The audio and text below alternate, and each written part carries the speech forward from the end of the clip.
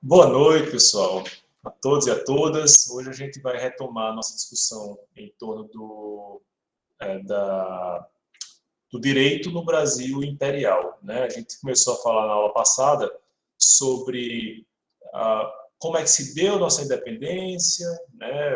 Ainda um vínculo muito forte com Portugal, o vínculo, inclusive, legislativo, normativo, né? A gente dependia muito ainda das ordenações do reino. E, por essa razão, houve uma luta para que, uma luta que eu quero dizer, um esforço para que a gente consolidasse normas propriamente brasileiras. Vimos também o problema da escravidão, que permeou todo o Império, quase todo ele, né? E no seu fim, né? No seu ocaso, é que houve a proclamação da escravidão, mas sem qualquer garantia mínima de sustento para os ex-escravos. E isso repercute durante toda a República, né? Vai repercutir durante toda a República e chega até os nossos dias com uma forte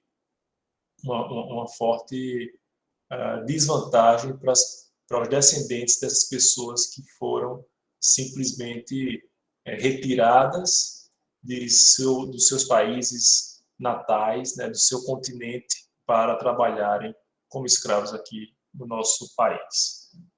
Hoje a gente vai começar a falar exatamente sobre a Constituição, né? Nossa primeira Constituição Nacional, que vai, em alguma medida, atender a, aos fluxos libertários, ideológicos que estavam presentes nas nações americanas como um todo, né? Então, a gente tem o surgimento da Constituição norte-americana a inspirar os países ocidentais a procederem da mesma maneira, porque a Constituição iria permitir justamente a edificação de um país, né?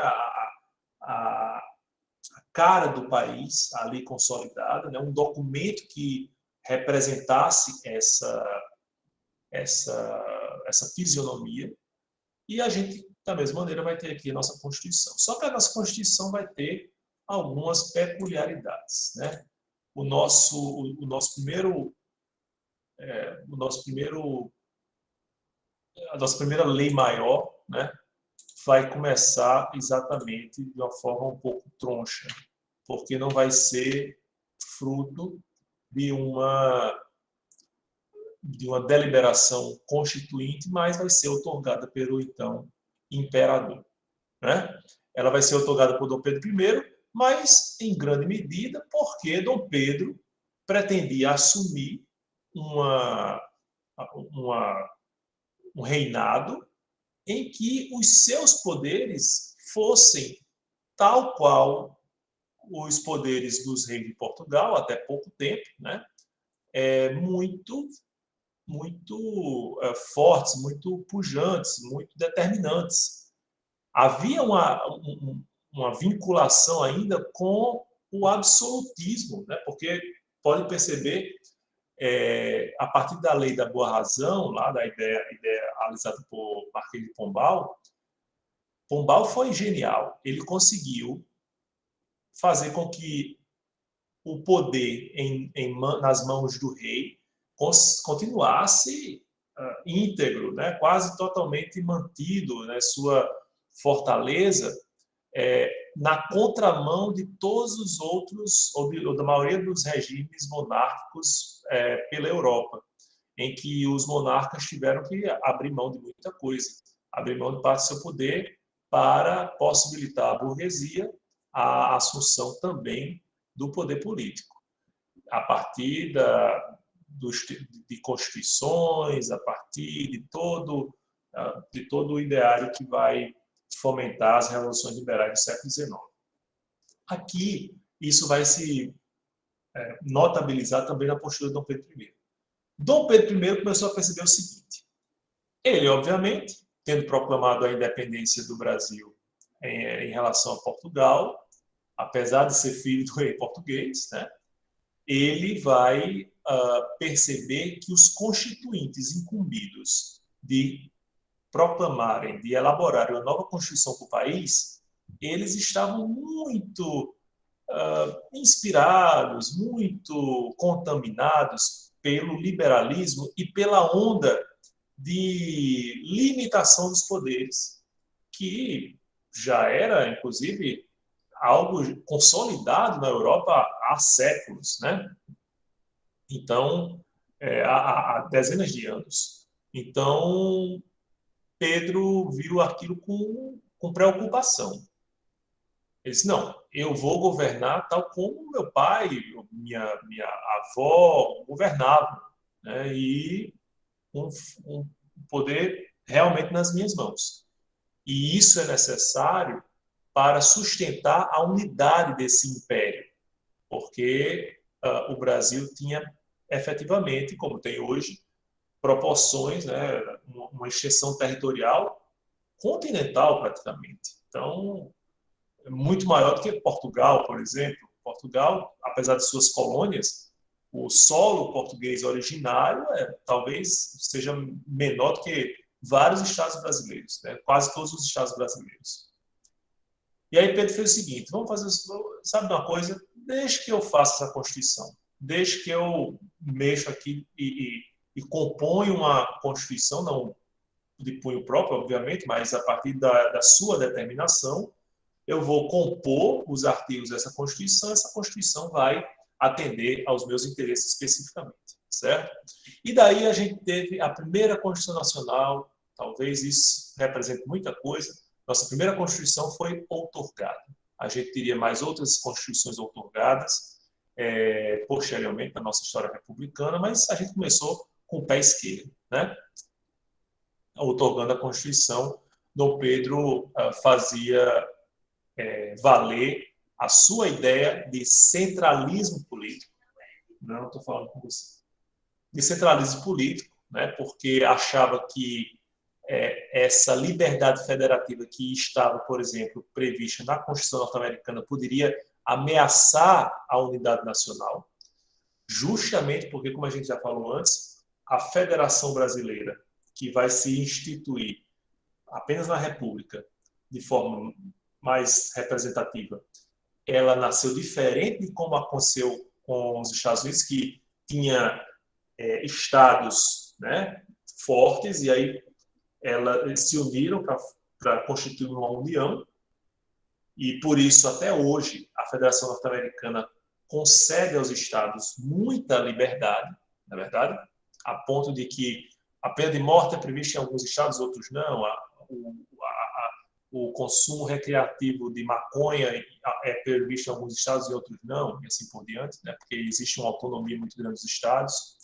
Mas isso era mal visto por Dom Pedro. Ele via nisso um perigo para essa unidade nacional, certo? E, portanto, ele fincou o pé em relação a esse centralismo político. E a maior e mais significativa prova desse centralismo político, né, deliberadamente adotado por Dom Pedro I na Constituição de 1824, foi a criação do chamado poder moderador. Veja o que é que dizia o artigo 99 da Constituição da época. A pessoa do imperador é inviolável e sagrada.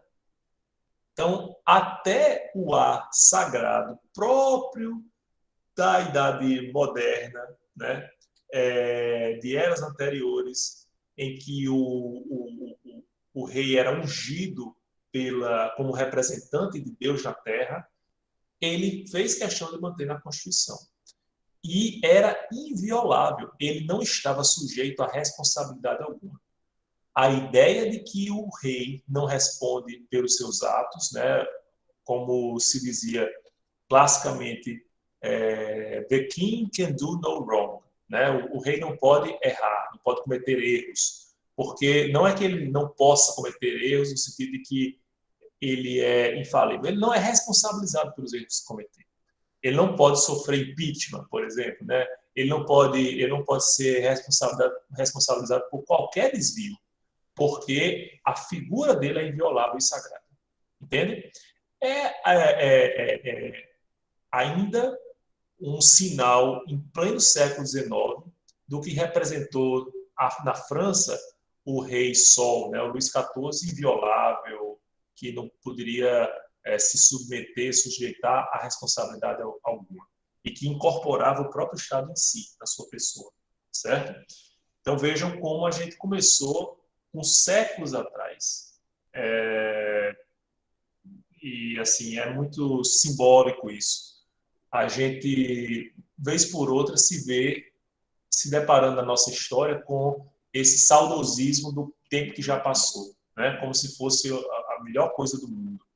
Como se eu estava escolhendo essa música, estou optando por essa, mas vocês podem observar aí um rap do Pedro II. É muito engraçado, é interessante, né?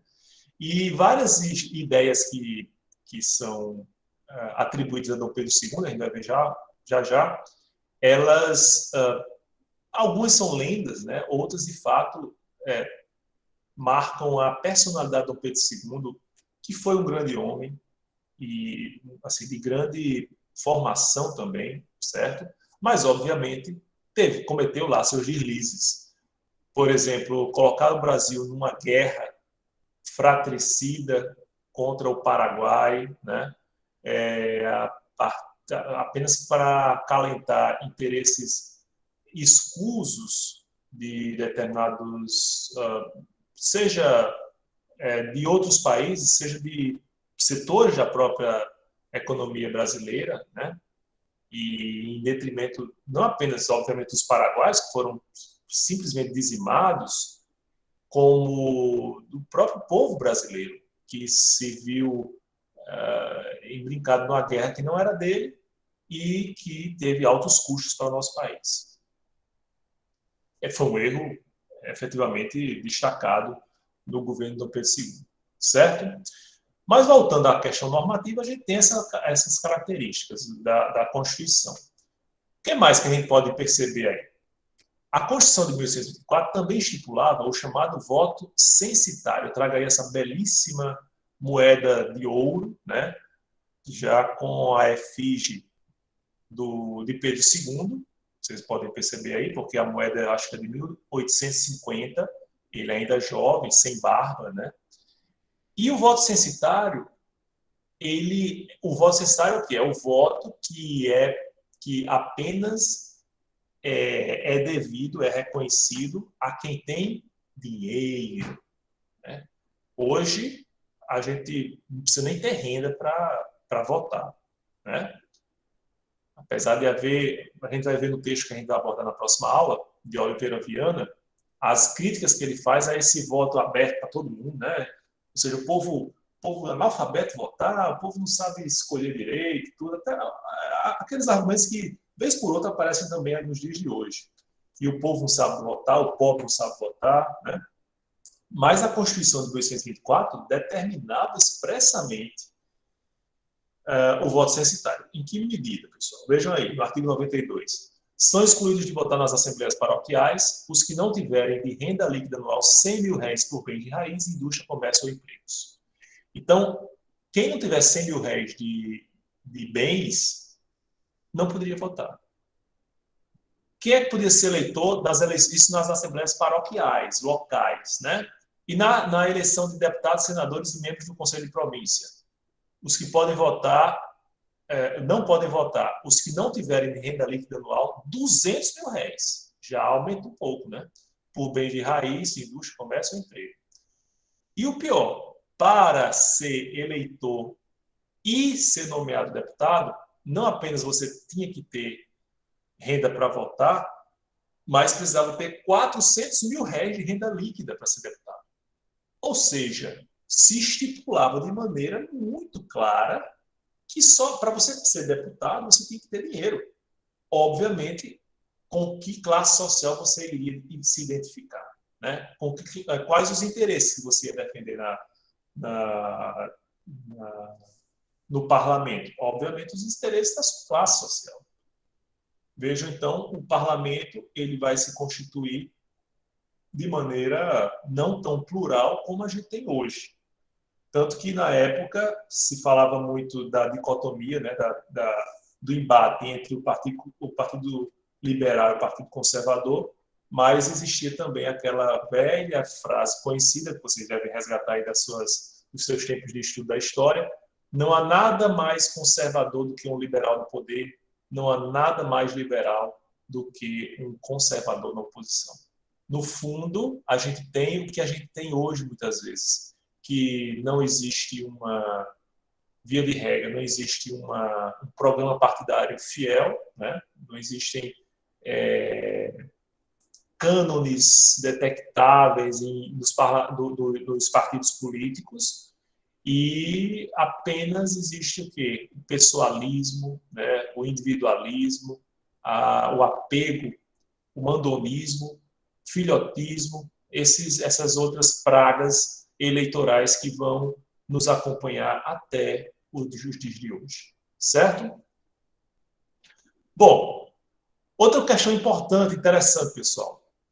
Como vocês devem prever, né, como vocês devem ter percebido, se Dom Pedro, aliás, se o imperador era inviolável e sagrado, obviamente o catolicismo era tido como a religião oficial. Veja o que diz o artigo 5º da Constituição da época. A religião católica apostólica romana continuará a ser a religião do império. Todas as outras religiões serão permitidas com seu culto doméstico.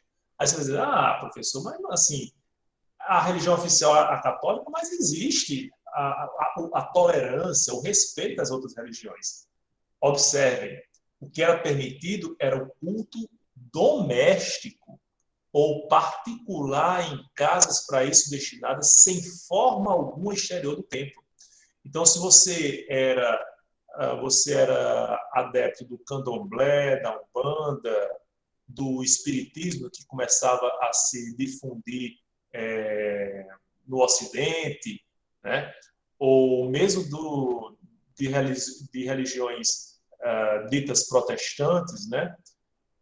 Você tinha que fazer, ou no judaísmo, por exemplo, tinha que fazer o culto de forma muito contida, porque era assim que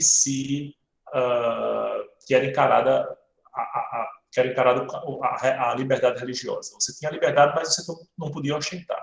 Apenas as igrejas é que poderiam ser efetivamente frequentadas de forma mais evidente, né?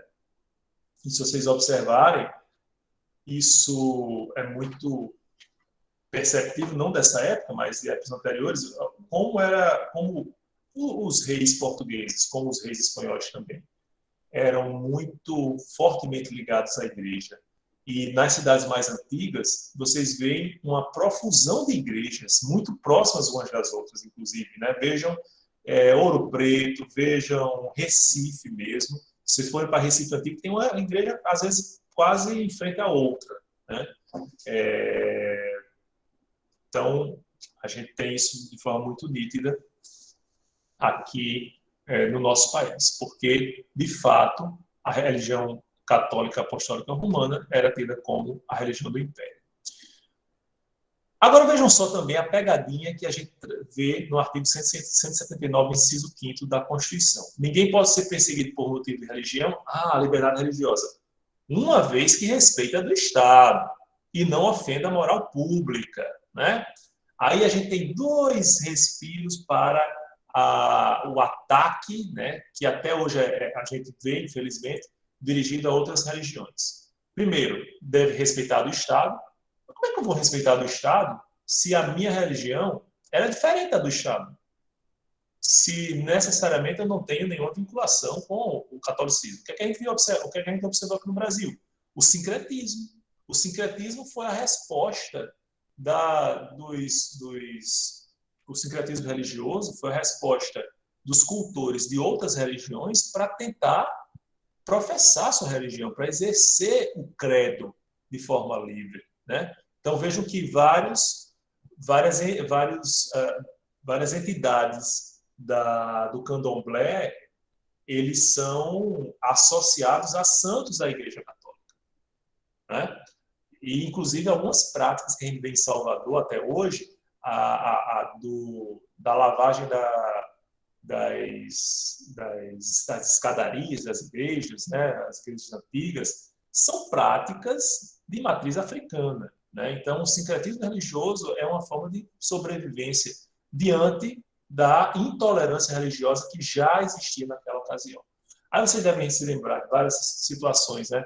De um caso do pastor que chutou a santa, porque os evangélicos não veem Maria como santa, né? E também não há nenhum culto por parte dos evangélicos a, a estátuas, né? A representações. E tem outra pegadinha que é aqui, não ofenda a moral pública. Então, o que é que o legislador, muitas vezes o legislador penal, tratou de fazer logo no início, nos primeiros códigos criminais, não apenas no Império, mas também na República?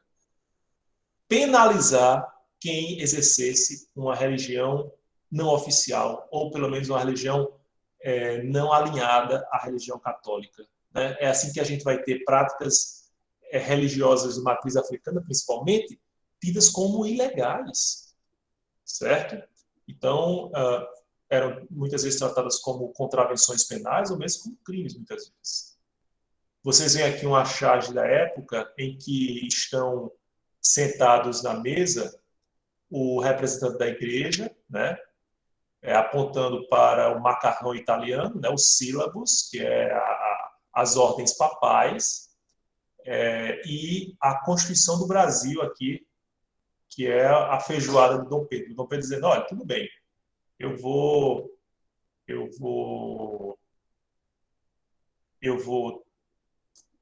utilizar, eu vou fomentar o consumo desses sílabos, né, das ordens papais, mas eu vou misturar aqui com a nossa feijoada, certo? Então, vejam como era feita a relação, como era determinada a relação entre igreja e Estado. Ok? Bom, e aí, a partir desse momento, pessoal, a gente começa, se lembrem que a Constituição de 1824 já determinava que as leis portuguesas fossem substituídas, que a gente criasse códigos próprios nossos. E a gente começou, como é muito comum acontecer, pela lei penal. Porque a lei penal vai possibilitar a definição daquilo que se apresenta como o ilícito mais grave, né? Então, era preciso ter a definição daquilo que representava ameaças para o Estado brasileiro, para os interesses do imperador. Além disso, tem um outro fator.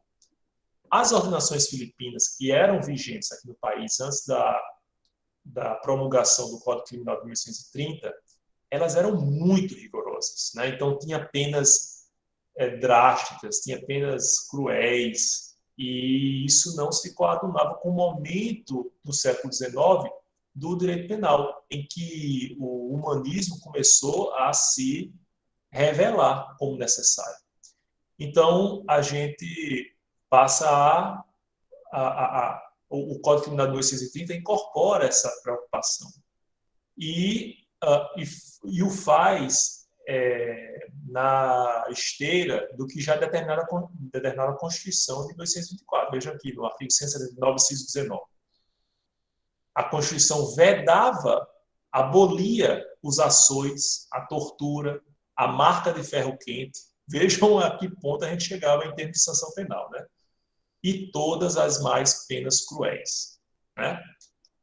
E outra importante, no inciso 20, nenhuma pena passará da pessoa do delinquente.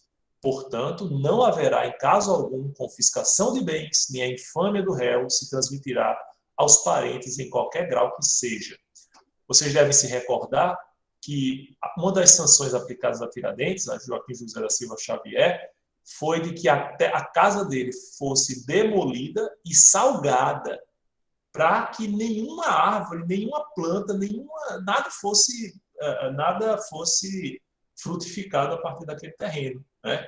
E os seus descendentes também eram tidos como indignos, ou seja, a pena passava da pessoa do delinquente. A Constituição de 1804 já vai proibir isso. Às vezes, que bom que a gente incorporou totalmente, né, o humanismo no nosso país a partir do Código Criminal de 1830. Será mesmo? Vamos ver aqui o que, é que diz o artigo 60 e o artigo 222 em relação a índios, escravos e mulheres. Artigo 60. Se o réu for escravo, ou seja, um escravo cometeu um crime, e incorrer em pena que não seja capital ou de galés, será condenado na de açoites, e depois de os sofrer, será entregue ao seu senhor, que se obrigará a trazê-lo com um ferro pelo tempo e maneira que o juiz designar. Mas, espera aí, professor. Mas na Constituição de 1824, que é anterior à Constituição, ao Código Criminal de 1930, não havia a vedação das penas de açoites? Como é que ele está previsto aqui no artigo 60 do Código Criminal de 1930? Pelo motivo muito simples de que os escravos foram absolutamente esquecidos da Constituição de 1824. Porque já naquela época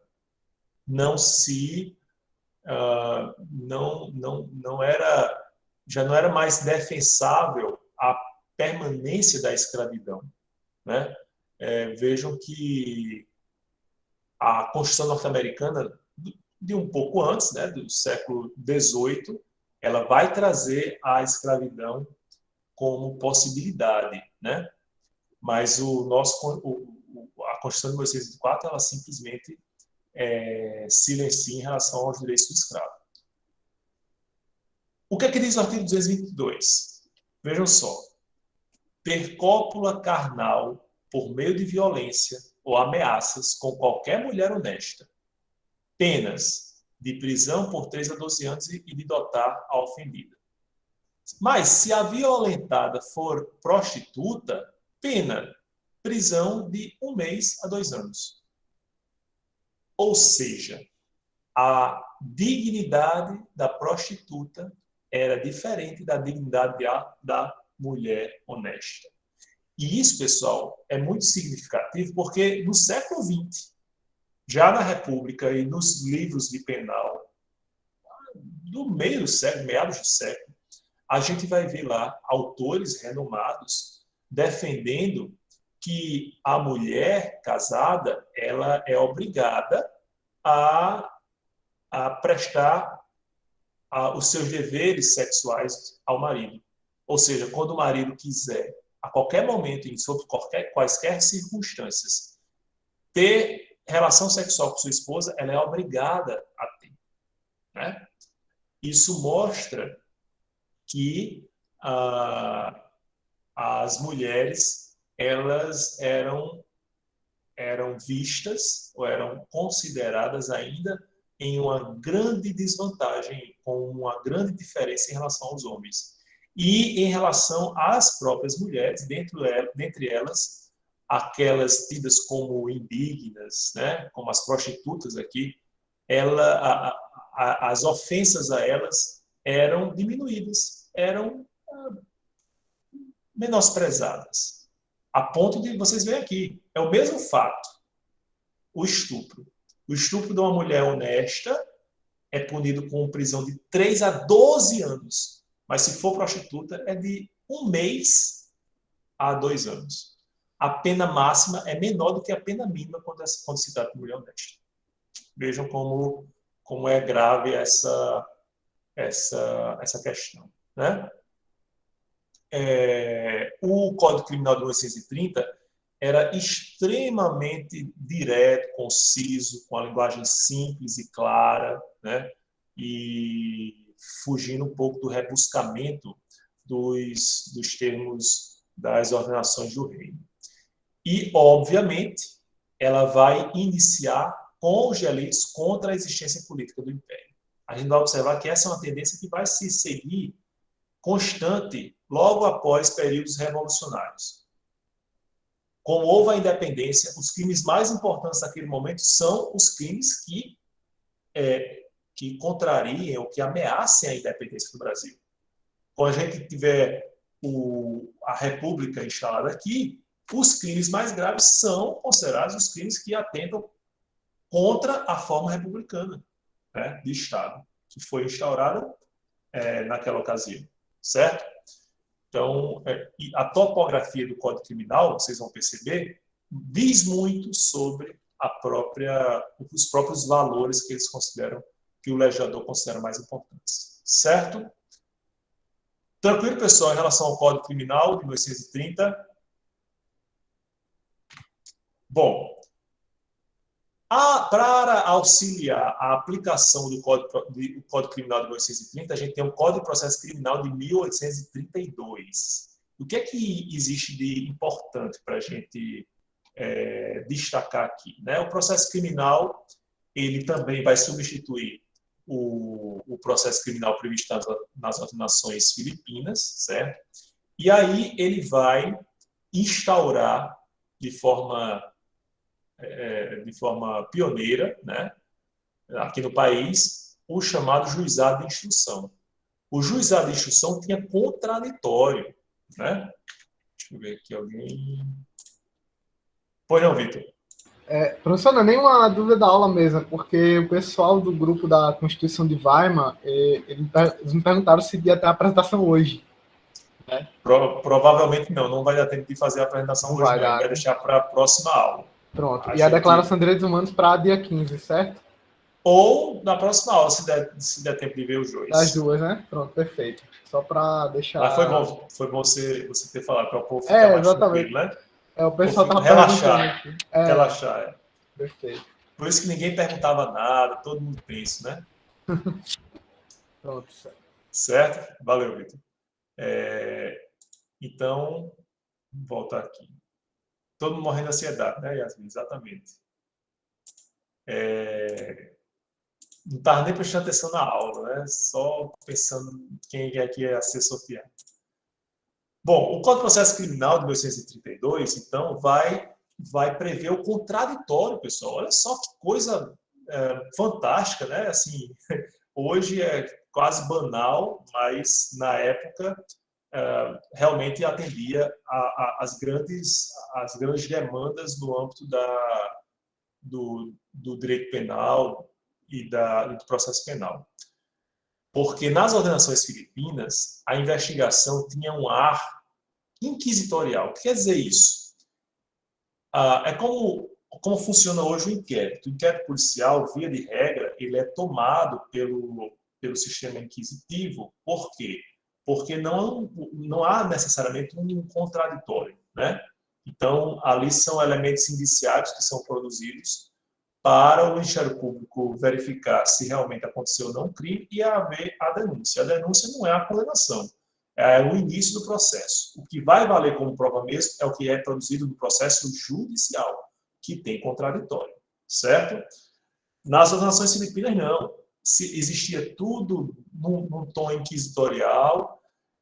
Por exemplo, o réu é que tinha que provar sua inocência, né?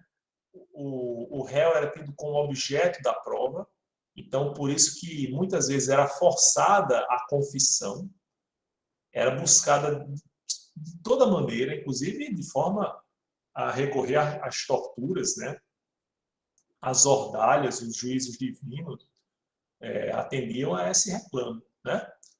E isso foi modificado com a promulgação do Código de Processo Criminal, um grande avanço, portanto.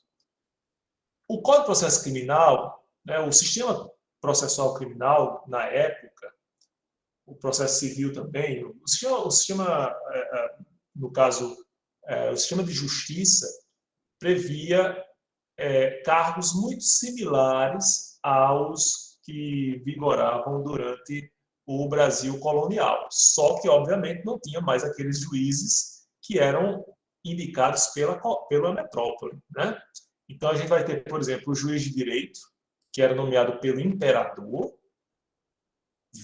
um cargo vitalício e, obviamente, teria que ser escolhido entre os bacharéis em direito, tinha que ter formação jurídica, né? A gente tinha um juiz municipal, esse era muito interessante, porque era um juiz nomeado pelos presidentes das províncias, que eram como se fossem os governadores, certo?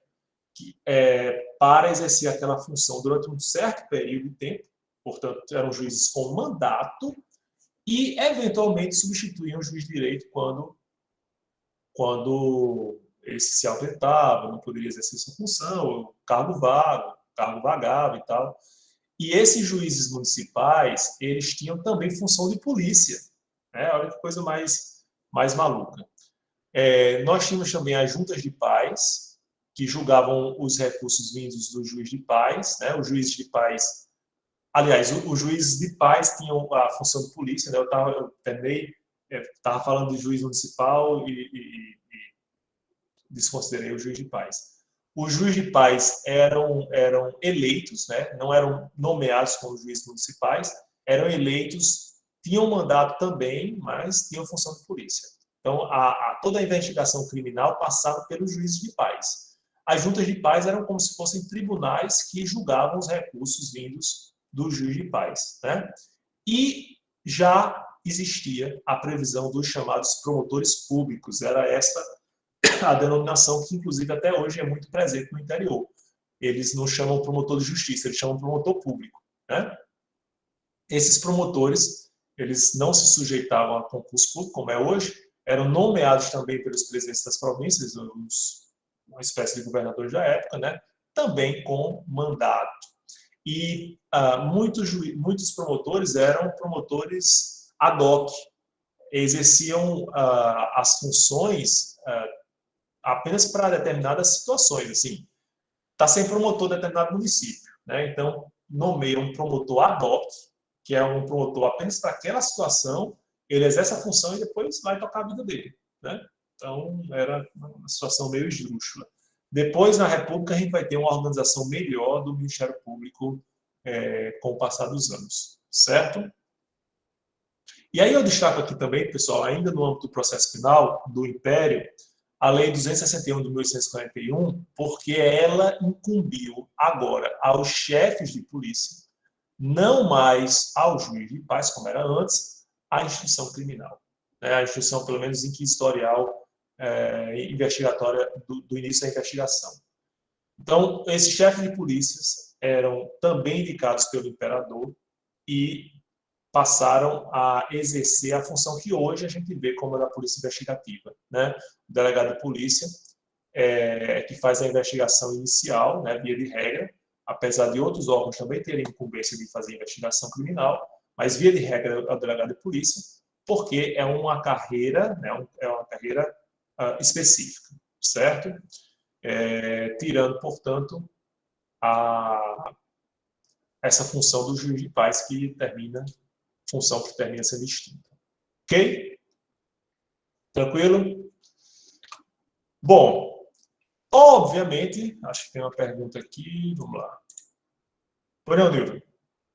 Professor, essa parte do assunto aí é interessante, porque você vê que nós herdamos um modelo policialesco assim da Europa, e a conotação, que parece que a ênfase no Brasil sempre foi o controle das massas, assim, o controle na repressão, controle de ordem. Com certeza. Manutenção de ordem. E aí a gente aqui tem uma cultura de, por causa dessa história, o termo polícia refere-se muito a essa ação truculenta, né?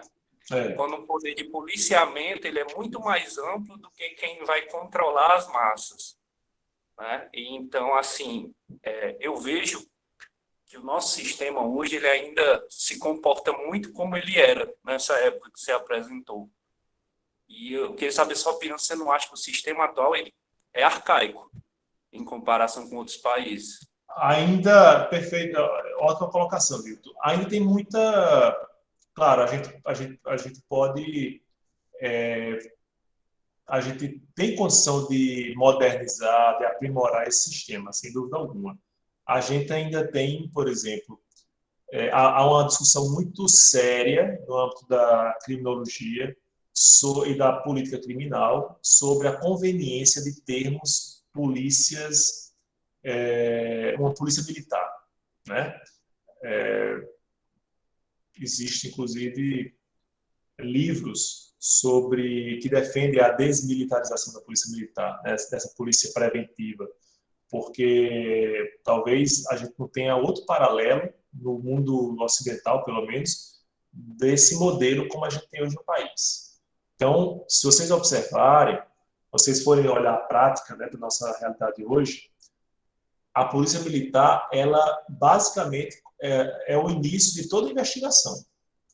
Então, acontece, por exemplo, uma ação policial, vamos falar uma coisa mais comezinha, mais banal, blitz do bafômetro.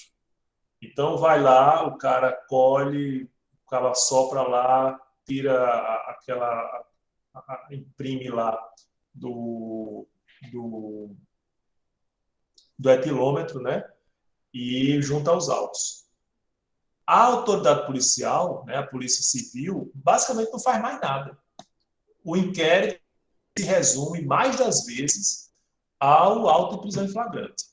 Então, no fundo, é a polícia militar que não apenas conduz a investigação, como ela determina as conclusões da investigação.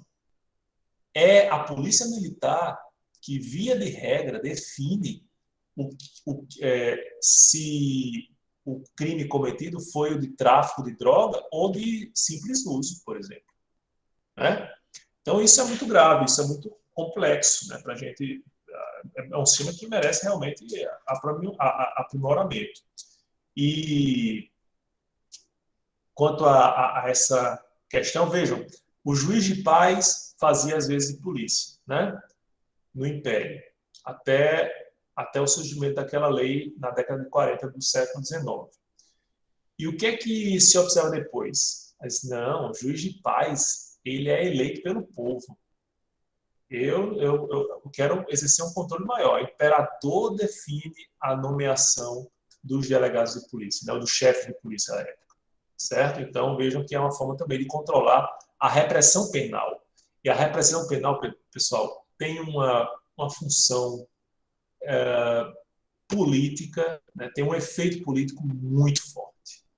Quem detém a polícia, geralmente, de forma assim, dentro de um controle rigoroso, termina por definir a formação dos costumes, dos valores daquela sociedade. Certo? E isso é muito grave. Ok? Mais alguma dúvida? Mais algum questionamento? Bom, vamos lá. Continuar aqui. Vamos sair um pouco da seara penal do povo pobre. Vamos entrar agora nos interesses dos mais abastados, né?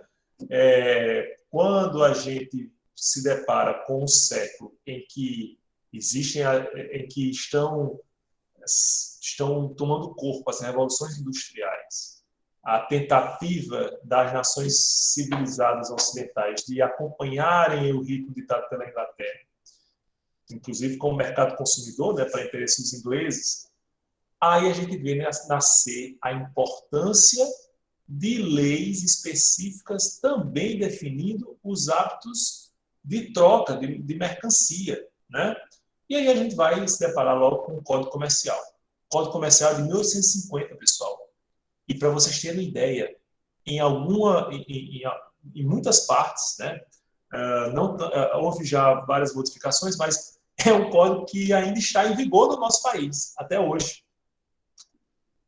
Por incrível que pareça. Né? O nosso Código Comercial é de 1850, certo? Ainda está em vigor em grande medida. Muitas coisas já foram realmente revogadas, mas em algumas passagens ainda está lá o Código Comercial de 1850.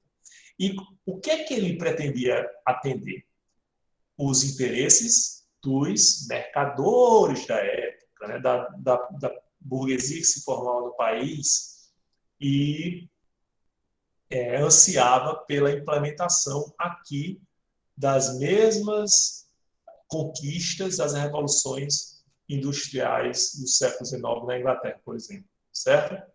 Não por acaso, também no mesmo ano, a gente vai ter a chamada Lei de Terras. E o que é que essa Lei de Terras previa, pessoal? A Lei de Terras, basicamente, ela dizia o seguinte: tudo que for chamado como terra devoluta, ou seja, que não tem dono, ela vai pertencer ao Estado. E aí o Estado vai, inclusive, poder conceder essas terras, né, a pessoas que querem trabalhar essa terra. Aí você diz, pronto, é reforma agrária, já está resolvido o problema. Não, não é bem assim.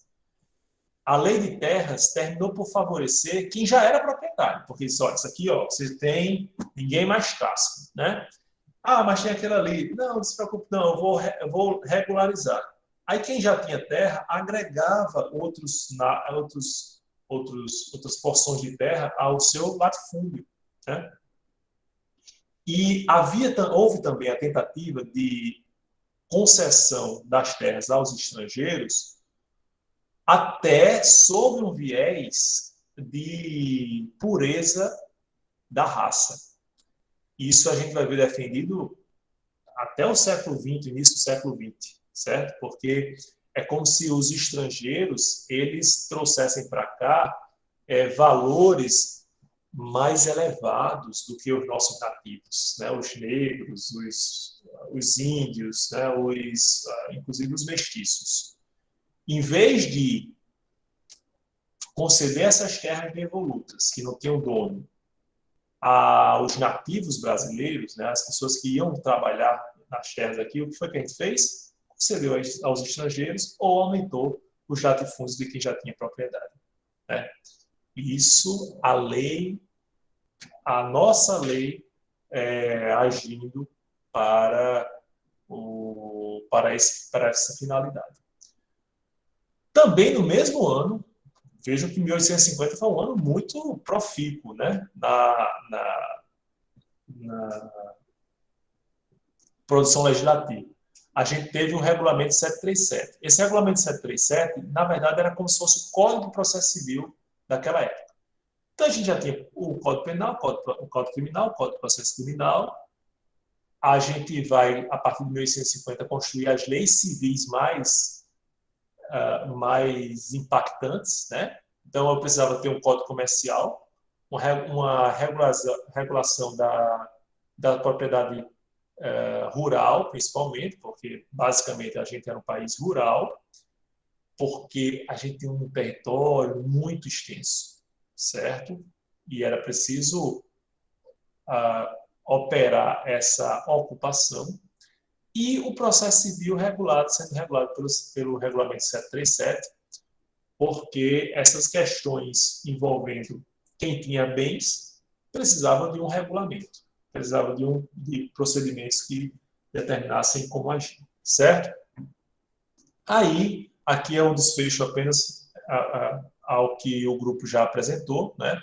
A gente teve a consolidação das leis civis de Teixeira de Freitas em 1858, que sistematizou o direito civil vigente, mas vejam, o projeto de Código Civil de Teixeira de Freitas, tão elogiado, né, como o Grupo próprio apresentou, não foi adotado no nosso país, mas serviu de inspiração aos países vizinhos, né, principalmente a Argentina, que, em grande medida, incorporou ao seu ordenamento jurídico as lições dos estudos de Teixeira de Freitas. E, infelizmente, a gente não tem o reconhecimento que se deve a esse personagem, esse jurista, aqui no nosso país, certo? Tranquilo, pessoal. E vejam que aquilo que estava nas ordenações filipinas e na lei da boa razão vai permanecer na consolidação das leis civis de Teixeira de Freitas, viu? A gente não vai ter ainda algo muito diferente, não. A gente só vai se livrar das ordenações do reino, por incrível que pareça, já no período republicano, na segunda década do século XX, quando vai ser promulgado o nosso Código Civil. Vejam como a gente tem esse apego a Portugal, tanto que hoje, né, muita gente procurando a cidadania portuguesa, né? Até já me procuraram, assim, não, você é Medeiros, olha, Siridó, tem um grande potencial para conseguir a cidadania portuguesa, né? Mas eu ainda não busquei esse caminho, não. Ok, pessoal? Alguma dúvida sobre o direito no Brasil imperial? Tranquilo? Então, eu vou fazer o seguinte, eu vou encerrar aqui a gravação para a gente iniciar logo em seguida a nossa república, certo?